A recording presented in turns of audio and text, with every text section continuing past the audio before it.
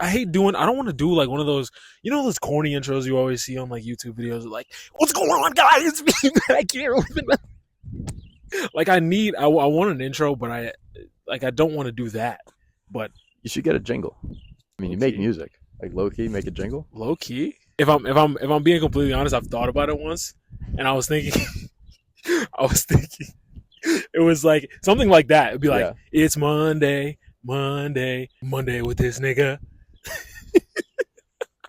But half your viewers can't sing along to that. After looking at my demographics the other day, most of my viewers can't sing along to that. I went out to breakfast with my Nana today. She said another piece of advice to me that I've given you before. She said, whenever you're trying to figure something out, it could be like anything really. You ask 3 people that you trust, and then you build your own solution based off of based off of what they tell you. But it doesn't have to be 3, I guess. But like, it's still always good to get other perspectives. Exactly. I think. But I mean, even at that token, you always know whether or not it's like a diluted answer or not. You always know the answer right away. You know what I mean? Yeah. You'll always know. When you get hit with something, you're like, okay, like this is what I should do. But sometimes you got to be convinced. And sometimes you don't want to be convinced. Sometimes you don't want to be convinced. You don't want to be convinced. Well, because tough decisions are tough decisions for a reason. People can obviously hear that advice and be like, all right, my 3 most trusted people.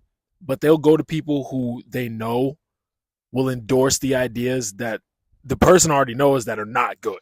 Even if you trust them, it doesn't mean they give good advice.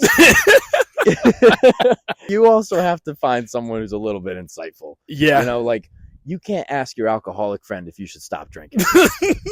He's gonna say no. Might offer you a beer. He's gonna say no. Sometimes like you can't ask your single advice for relationship help. Yeah. Wait, did I just say single advice for relationship help? I knew what you meant. That like you can't ask a single person advice about a relationship. Friends.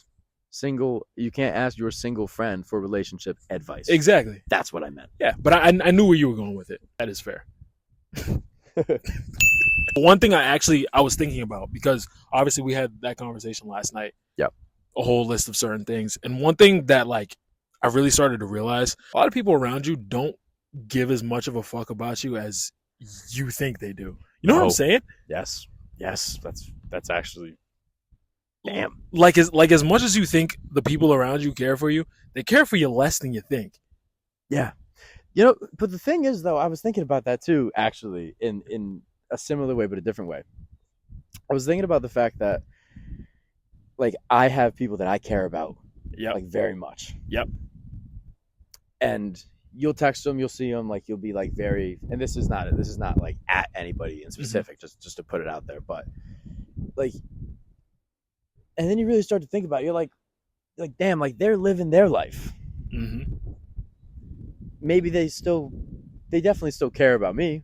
We're definitely still like, friends and everything, but like they're living their life and they're living it where I fit into it. Yeah. And sometimes some people you feel like you're almost forcing them into not the friendship, but just like the degree to which you are a part of theirs or they are a part of yours. Yeah. It's so tough to think about, because like we all have people who are just like, oh, I care about that person just so much, And there's those situations that you were just talking about where they're not really reciprocating because they don't really care.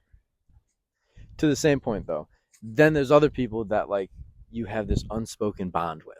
Yeah. And you could just be happy for them no matter what. And you could always like link back up with them. So for example, we both have a mutual friend who started his own business. Yeah. And he lives like 3 hours away from me. I don't know how far he is away from you, but like an hour and a half. But I couldn't be more happy for him. Mm-hmm. Could not be more happy for him to do that for himself. He, and that's fantastic. I wish the best for all of my friends. Yeah. Of all times. And that's a good example of someone that like you don't always have to be in contact with, but like you can still root for their success. Exactly. You can still root for their success. You can still be happy for them when they're doing things for themselves and succeeding. And it doesn't feel like you guys are disconnected, even if you don't speak for months. Yeah. You guys are always like, you always got that. Yeah, there's always that bond. There's always that tie. I think that tie falls back to shared life experiences. Yeah. And I mean more with each other than like individually. Mm-hmm. Do I have to see them or talk to them to like really feel like we're still connected? No. But that's why families are so close. For instance, Oh yeah. because you live with your family from the get go. Everything you share everything together pretty much, but you're all out living your own lives. I think the thing that separates family from friends, and I know it's gonna sound like funny, but I think the thing that separates family from friends, and the same thing that can make friends family, is trust.